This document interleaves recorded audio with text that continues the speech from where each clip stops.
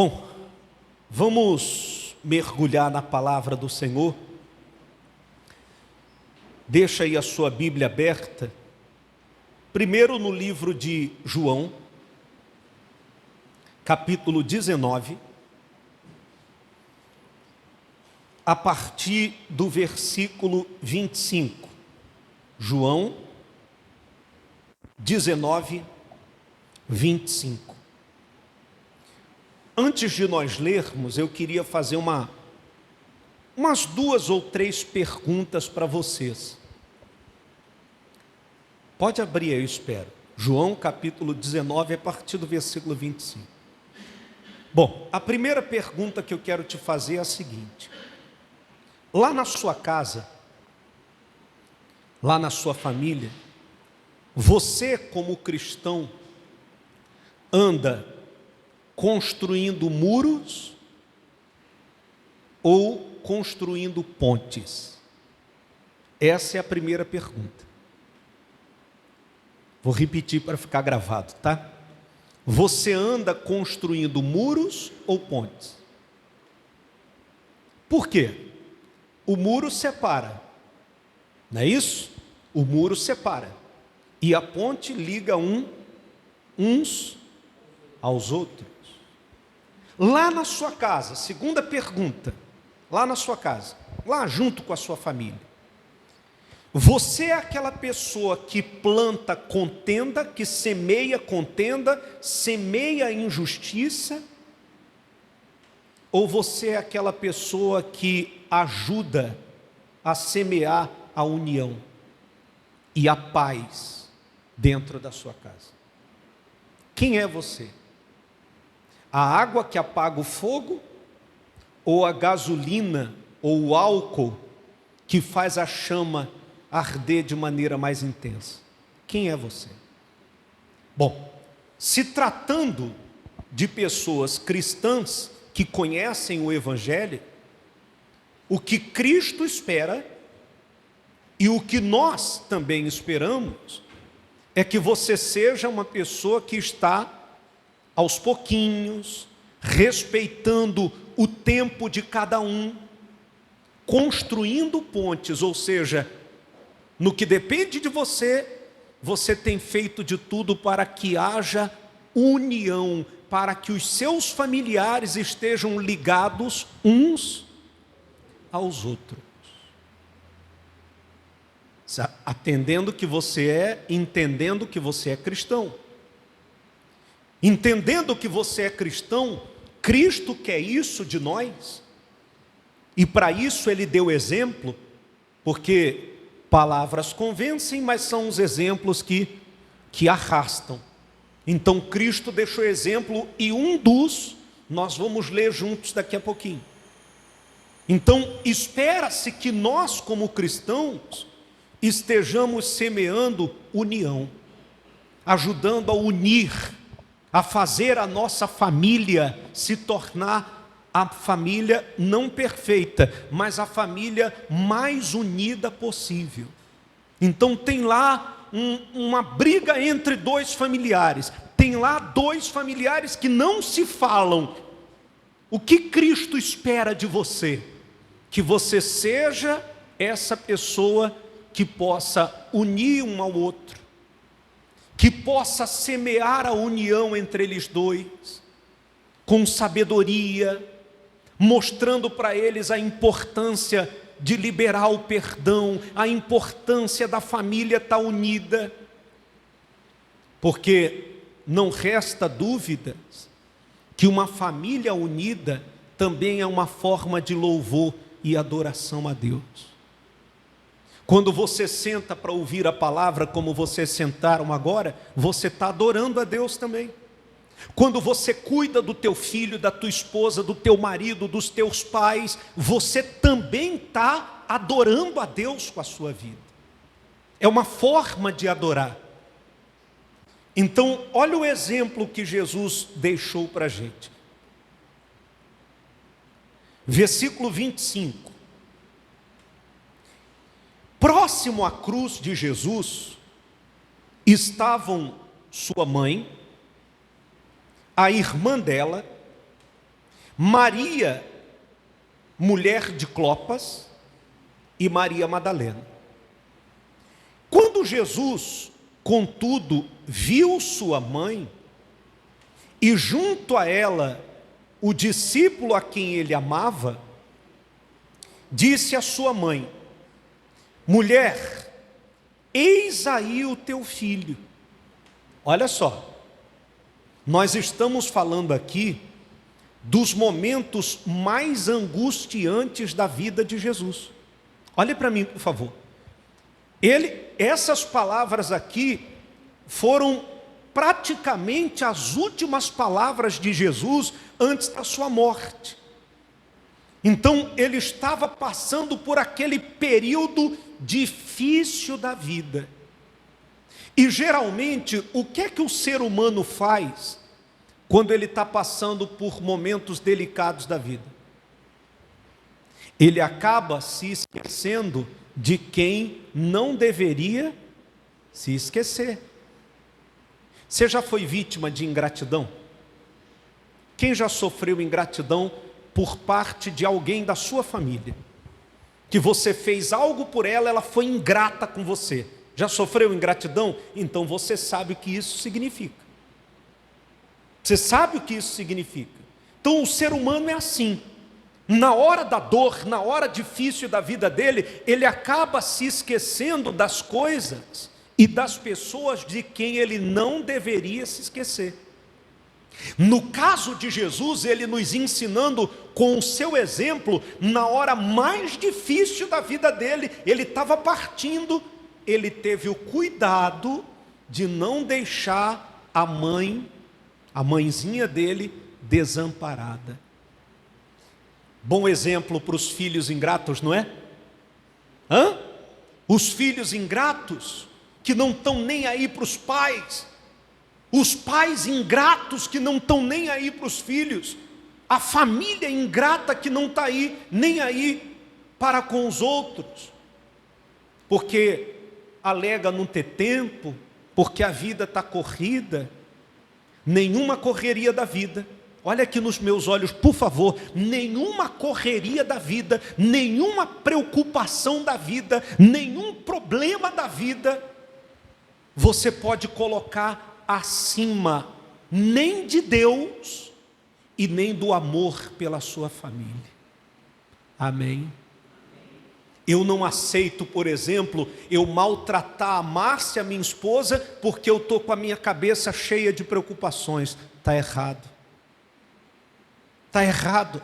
Maltratar os meus pais que hoje estão sobre o meu cuidado, porque eu estou com a minha cabeça preocupada com os problemas da vida. Não, negativo.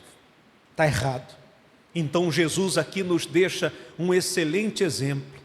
Ele não queria deixar a mãe dele desamparada. Chamou o discípulo de confiança dele e falou, olha, e chamou a mãe e falou, eis aí, ó, teu filho. Em seguida, versículo 27.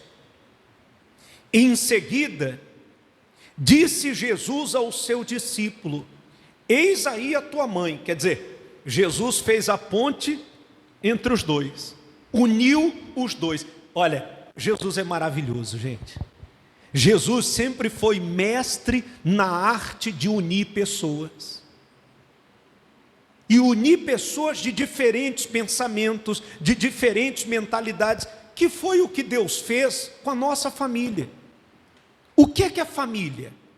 Vamos repetir isso comigo? Vamos lá? Repetir com o tio James, se lembrar quando você ia para a escola? Só para comer a merenda? Vamos lá. Família é um grupo de pessoas cheias de defeitos que Deus uniu para que uns ajudassem aos outros. Isso é o conceito de família. Aos olhos de Deus, conceito de família é isso aí. É um grupo de pessoas que cada um pensa de um jeito. Você vê, nem gêmeos pensam igual. Eles podem se parecer na forma física, mas cada um tem um gosto. Nem eles pensam igual. Então, como é importante nós pegarmos esse exemplo de Jesus e aplicarmos na nossa família. Tem gente da nossa família que pensa diferente de nós, e daí? Que tem outros gostos, e daí? Que tem outra forma de crer, e daí? Então Jesus sempre foi mestre na arte de unir pessoas, independente da cor, independente da condição, independente do conhecimento da pessoa. Ontem eu estou lendo um livro muito bacana, o livro desse mês, chamado Seu Nome é Jesus. Eu coloquei um trechinho lá nos meus stories ontem. E ontem eu estava lendo sobre quando Jesus foi ao casamento transformar a água em vinho.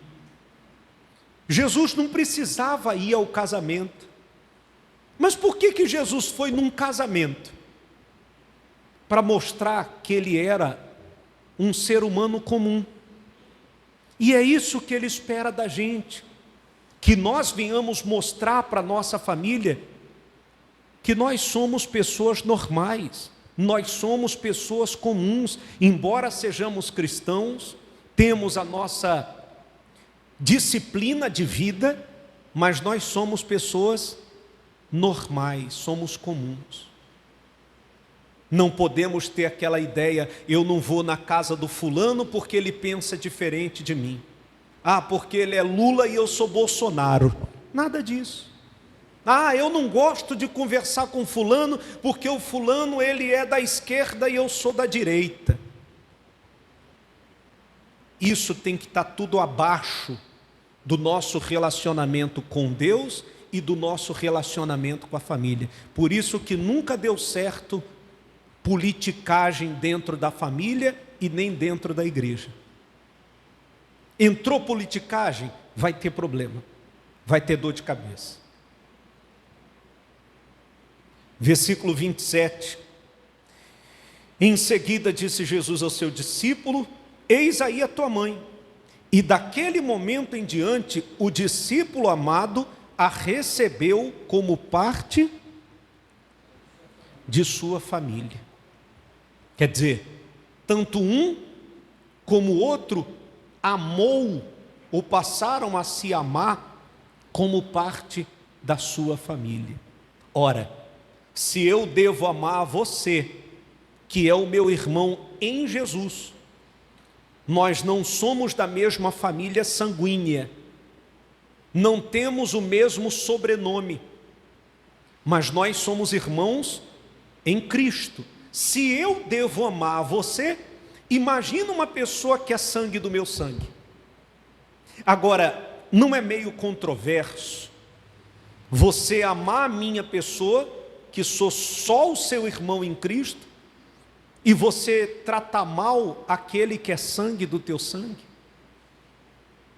Não é controverso isso? Isso se encaixa no testemunho de um cristão? Sinceramente. E eis aí o porquê que muitas famílias estão cada vez mais distantes da igreja física. Não é porque, é longe, não é isso, não é isso. É que, de repente, não se tem exemplos como deveria ter dentro de suas casas.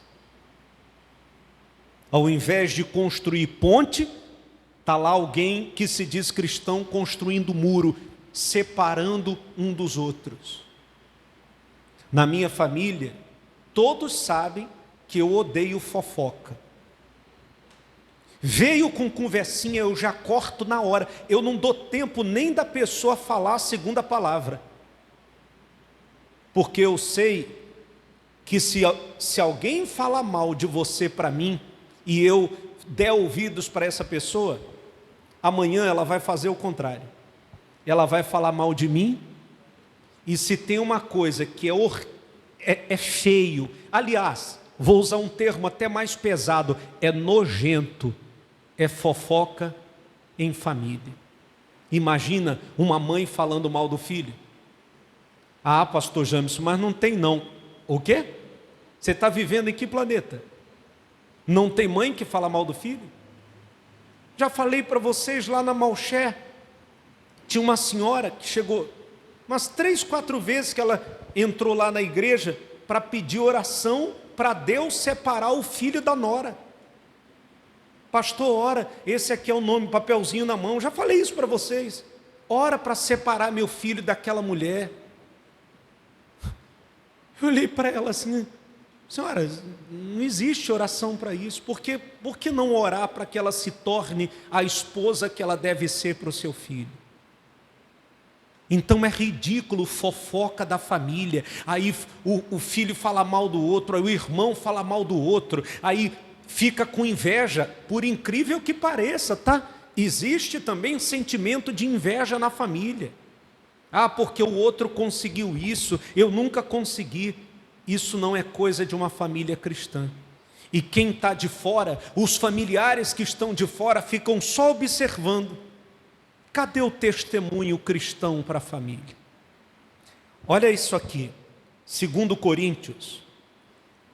Não é 2 Coríntios não, tá? 2 Coríntios, capítulo 5.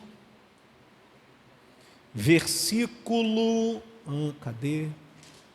17, a partir do 17. 2 Coríntios, capítulo 5, a partir do versículo 17.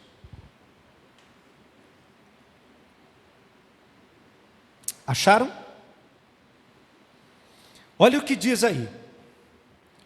Portanto, se alguém está em Cristo,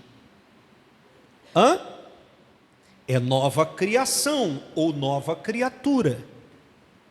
As coisas antigas já passaram, eis que tudo se fez novo. Então, peraí, se eu estou em Cristo, todo comportamento, os costumes, as falas que eu tinha no passado, tem que ficar para trás. Eu sou nova criatura, com uma nova mentalidade, com um novo comportamento. E é isso que testemunha Jesus dentro dos nossos lares, mudança.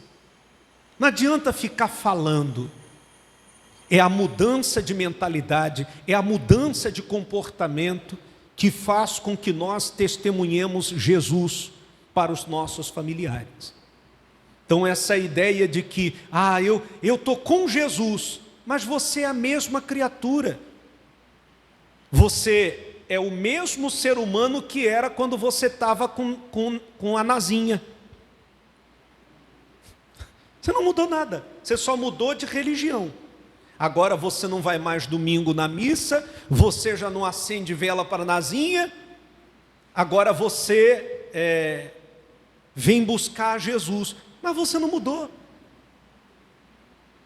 Você, quando está nervoso, xinga palavrão, e não quer nem saber se é cristão, se não é, e os teus filhos, teus netos, tua esposa, teu marido, teu pai, tua mãe, está assim, ó, só de olho em você. Só de olho em você.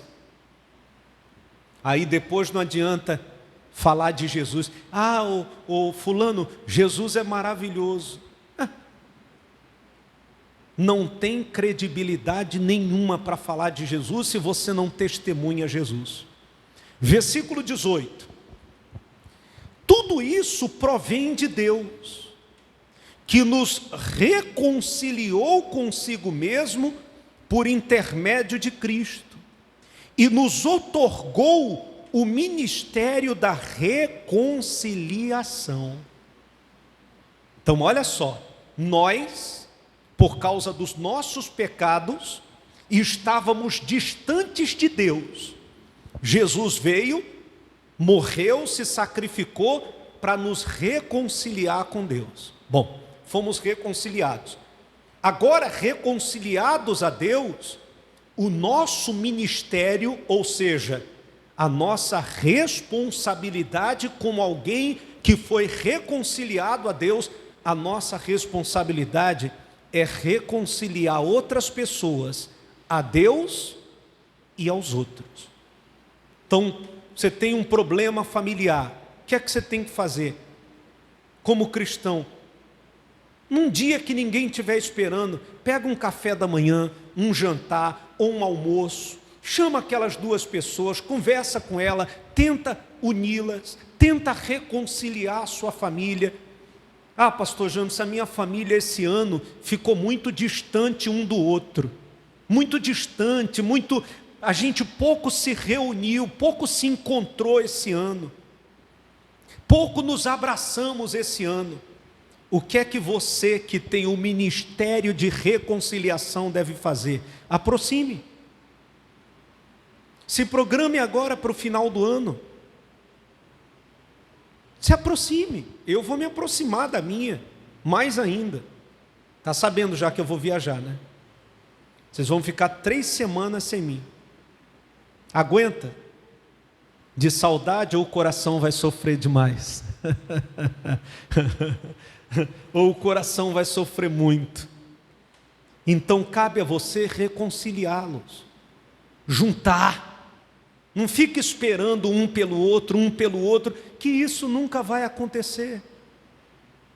Junta a galera para se abraçarem, para falar, uma oportunidade para falar do amor de Jesus, para pegar um exemplo como esse, um trechinho desse aqui da Bíblia, uma citação dessa e falar no dia. Versículo 20, não é isso? Não, 19. É só para saber se vocês estão ligados. Pois Deus estava em Cristo, reconciliando consigo mesmo o mundo, não levando em conta as transgressões dos seres humanos, e nos encarregou da mensagem da reconciliação. Olha só, Deus estava com Jesus reconciliando o mundo e não estava nem aí do porquê que o ser humano tinha se distanciado dele. Aí vai alguém que se diz cristão e quando fala assim, poxa, o Amâncio, você tem que perdoar o Everaldo. Aí alguém que se diz cristão começa a apontar motivos. Mas o Everaldo não merece, o Everaldo é orgulhoso, o Everaldo é metido, o Everaldo se acha o riquinho da família. Deus não olhou para os motivos. E você quer olhar? E você quer apontar motivos? Não, eu não gosto do Amâncio, porque o Amâncio é assim, eu não gosto do fulano, porque ele é assim. Deus não olhou para os seus motivos. E cabe a nós, como Paulo disse aqui, a responsabilidade de fazer reconciliações também. Quem sabe, quem precisa se reconciliar é você. Se reconciliar com a tua esposa, se reconciliar com teu filho, se reconciliar com teu marido. De repente vocês estão juntos fisicamente, mas emocionalmente estão distantes. E isso não glorifica a Deus. Não glorifica a Deus. 20, né? Portanto, isso aqui é muito legal. Somos embaixadores de Cristo, como se Deus vos encorajasse por nosso intermédio. Assim, vos suplicamos, em nome de Cristo, que vos reconcilieis com Deus. O embaixador em Roma, ele tinha o papel de não deixar as duas nações que viviam em Roma entrarem em conflito. Então, uma vez ao mês, os embaixadores iam a uma daquelas nações para que não houvesse atritos entre eles. Na guerra agora a gente está vendo aí os mediadores da paz, né? Que estão sempre em reunião para evitar os conflitos. Então esse é o seu papel como um marido cristão, como um pai cristão, como uma esposa cristã, como um filho cristão. Está sempre ali fazendo vou usar o linguajar popular, o meio de campo, para que haja paz entre vocês. Nem quando meu pai era alcoólatra, minha mãe nunca chegou para nós, para os filhos, e falou assim: ó, teu pai não vale nada, teu pai não presta. Pelo contrário, ela sempre falava: vocês têm que respeitar o seu pai. E na época ele não se dava o respeito, né, pai? Chegava bêbado, chegava alcoolizado, chegava agressivo, mas ela nunca falou. Pelo contrário, quando eu, ou meu irmão mais velho, ou as minhas irmãs iam falar alguma coisa, ó, é seu pai. Ele pode estar errado, mas ele é seu pai. Deu exemplo. Como seria maravilhoso se isso acontecesse dentro de todos os lares, né? E o que tem de mãe que joga o filho contra o pai, fica fazendo intrigas, sabe? Teu pai é isso, a mãe falando mal do pai para o filho. Aí você quer que o filho tenha que visão do pai?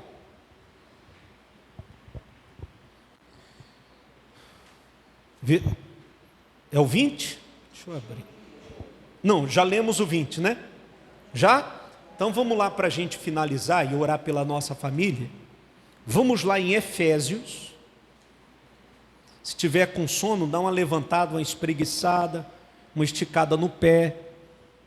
A gente já vai orar. Efésios capítulo 5. Perdão, capítulo 4. Efésios capítulo 4, versículo, cadê? A partir do versículo 26. Acharam? Olha que legal isso aqui também, hein? São conselhos do Evangelho para nós. Estremecei de ira, mas não pequeis. Ninguém tem sangue de barata, nem você, mesmo sendo cristão. Mas olha só, o problema não é se irar, ficar aborrecido, chateado, com raiva, isso faz parte. O problema é você pecar. Então você que quando está irado, ou você tem um familiar que quando está irado, ele fala coisas que não deveria falar, aconselha ele em amor. Porque o que a gente planta com as nossas palavras, a gente acaba colhendo, volta para a gente. Estremecei de ira, mas não pequeis. Acalmai a vossa raiva antes que o sol se ponha. Olha que conselho glorioso, ou seja, não vá para a cama com seu coração irado. Não vá dormir, não deixe o dia terminar e você guardar essa raiva, essa ira dentro de você. Não faça isso. Não é bom nem para a saúde física, nem emocional e muito menos para a sua vida com Deus. Versículo 27. E não deis lugar a quem? Então aquela ideia que a gente tinha de que tudo é o diabo, é mentira. O diabo ele só trabalha dentro de uma família se alguém der lugar. Aí você está irado e quebra as coisas dentro de casa, você deu lugar ao diabo? Ou não? Está irado e xinga palavrão, você deu lugar ao diabo? Está irado e sai do grupo do WhatsApp, não quero mais pertencer, você deu lugar ao diabo? Sem contar que você deu um péssimo testemunho. Péssimo testemunho. Versículo 28, aquele que roubava, não roube mais. Toda família tem um que é somebody love, né? Mas pelo contrário, trabalhe, fazendo com as mãos o que é bom, para que tenha o que repartir com quem está atravessando um período de necessidade. E aqui para a gente, eu não sei, se você mentir, Deus sabe que você está mentindo. Mas eu me sinto tão bem quando eu consigo ajudar um familiar meu. Seja no que for. É uma sensação tão boa. Vocês se sentem assim também? Parece que você realizou um sonho, sabe? É uma sensação tão boa quando você consegue ajudar um familiar seu. É muito maravilhoso isso. Para isso a gente tem que ter a condição. Versículo 29. Não saia da vossa boca nenhuma palavra que cause destruição. Então, meus amores, tome cuidado quando você abrir a sua boca para falar. Se vai falar uma coisa que vai trazer briga, contenda, desunião, destruição, guarda isso para você. Ah, mas eu não consigo ficar calado. Cadê o Espírito de Cristo que está em você? Não se esqueça que um dos frutos do Espírito é o domínio. Se você não consegue dominar nem a língua, como é que você vai dominar o corpo? Cadê o Espírito de Cristo em nós? Mas somente a que seja útil para a edificação, de acordo com a necessidade, a fim de que comunique graça aos que ouvem. Então, olha o cuidado da gente falar na hora certa, falarmos da maneira certa, não para causar destruição, causar ira, causar mágoa, não, mas que seja útil para edificar aquela pessoa, para fazer ela pensar no que ela vem fazendo. E além de ajudar a edificar ela, isso aqui para fechar, é maravilhoso, que aquilo que nós falarmos venha transmitir graça a quem está ouvindo. Quando alguém nos fala assim, poxa, eu gosto tanto de ouvir os conselhos do meu pai, da minha mãe, do meu irmão, do meu marido, porque quando ele fala, quando ela fala, a gente vê que é Jesus falando através dela, ou seja, é uma pessoa que transmite a graça de Deus no falar.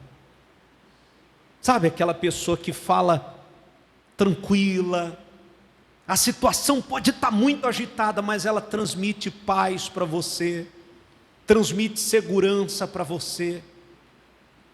E se nós transmitirmos graça no nosso falar, com certeza, mais cedo ou mais tarde, se Deus quiser, os nossos familiares serão alcançados pela graça de Jesus. Amém? Então, olha o tamanho de nossa responsabilidade. Se existe, fique de pé para a gente poder orar pela nossa casa, mas se existe lá na sua família, no seu casamento, na sua casa, algum muro de separação, derruba ele. E o que é que fez esse muro se erguer? Ah, é uma mágoa antiga, foi uma palavra que o fulano falou, me machucou, ou que eu falei e machucou o fulano. Derruba esse muro. Se aproxime do seu familiar. Não se distancie dele. Não deixe ele se distanciar de você. Não deixe que nada venha fazer com que esse muro seja construído dentro da sua casa. Amém? Não vou na casa do meu filho porque o meu filho é de outra religião. Não. Eu tenho o meu irmão, que ele é pastor da Universal, mas ele é meu irmão. Independente do lugar que ele está, que ele é pastor, que ele é pregador, que ele escolheu ficar lá, ele é meu irmão. Eu nunca, embora eles ensinem isso, eu não, mas eu nunca vou me distanciar do meu irmão por causa disso. Acho que um mês atrás, do nada eu estava dirigindo, estava no carro, peguei o telefone e liguei para ele. Aí ele atendeu. Oi, James. Não, só liguei para dizer que eu te amo, tá? Seu irmão te ama, um beijo. Só isso. Só isso. Porque se eu for esperar, não vem ligação de lá para cá, nem com banho da cheirosinha do Ver o Peso. Não vem. Aí eu vou ficar esperando. Como cristão eu tenho que fazer a minha parte. Gente, na teoria, seja sincero, não é uma mensagem bonita? Não é? Quando eu coloco uma mensagem dessa, eu estou gravando aqui. Quando eu coloco isso no YouTube, meu Deus, é uma mensagem linda. Mas tem gente que comenta, que palavra linda. Mas na prática, 1% de quem ouve coloca em prática. 1%. 1% pega isso aqui e coloca em prática. 99,9% sabe o que vão fazer? Deixar entrar no ouvido, vai continuar sem falar com o familiar, vai continuar xingando palavrão dentro de casa, vai continuar brigando, vai continuar fofoca.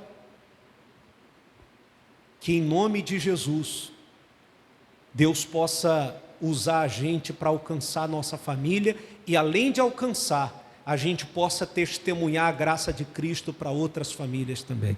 Amém? Isso é possível. Isso é possível. Feche os seus olhos, vamos orar por eles, por favor. Se você tiver geralmente a gente tem a foto da família no celular, né? Hoje é tudo no celular, né?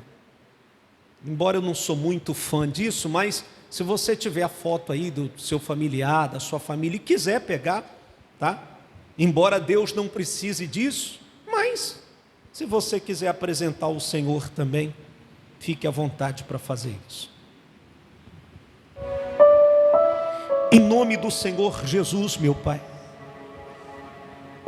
nós oramos agora pela nossa casa, pela nossa família. E claro que quando nós oramos pelos nossos, nos preocupamos com os nossos, nós estamos também adorando ao Senhor, porque a nossa família não foi criação de um cientista, não foi criação de Satanás, foi criação tua, obra das tuas mãos. E agora nós nos dedicamos a orar pela vida deles. Oramos, meu Pai, por cada um deles, por aqueles que estão próximos, que moram debaixo do mesmo teto que o nosso, mas também oramos por aqueles que estão distantes. Pedimos, Senhor, por toda a nossa casa. Meu Pai, seja feita a tua vontade na vida da nossa família. Senhor, alcança eles com a tua graça maravilhosa. E se para isso acontecer, o Senhor tem que usar a nossa vida, nossa boca, o nosso exemplo de cristão, que assim seja. Visita eles, meu Pai. Visite aqueles familiares que estão passando pelo vale da sombra da morte, que estão enfermos. Senhor, toca naquela carne, Senhor, por misericórdia. Faz o que aquela cirurgia não pôde fazer, o que aquela medicação não pôde fazer, o que o tratamento médico só ameniza. O Senhor é Deus de poder, cura aquele corpo, Pai, por misericórdia, Senhor.